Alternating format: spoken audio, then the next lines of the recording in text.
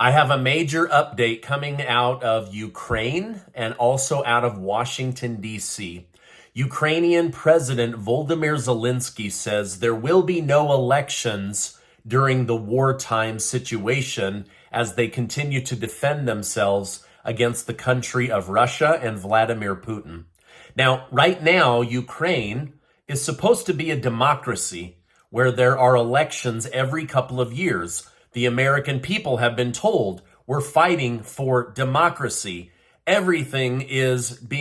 All this money is being paid for democracy. Our gas prices went up for Ukraine's democracy. Our inflation is to blame because of Ukraine's democracy. But they're not having a democratically elected election in the country because of the war. Now, right now, Ukraine is under martial law and will be until November 15th. But that's every 90 days. And now President Zelensky is saying that the earliest that we could do an election would be March of 2024. Now, here's where it gets interesting. Senator Lindsay Graham of South Carolina is telling Volodymyr Zelensky there has to be an election, and there's two reasons or two things that you must do. In order to get the money from the United States of America, we have to pretend like you're trying to run a democrat society, that you are having a democracy.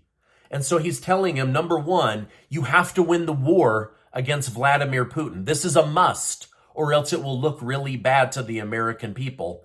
And number two, you have to hold elections, or else it will look really bad to the American people. Now, here's what Volodymyr Zelensky had to say.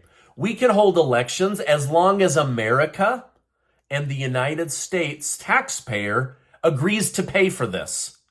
If Europe wants to help, that's great. So in order to maintain the democracy, the whole purpose of this war with Russia is democracy. They're not doing democracy. And they're now saying, if you really want democracy, the American taxpayer has to put up the money. We have to go to the front lines. We have to go to all the countries where there's Ukrainians spread. And we have to have this vote.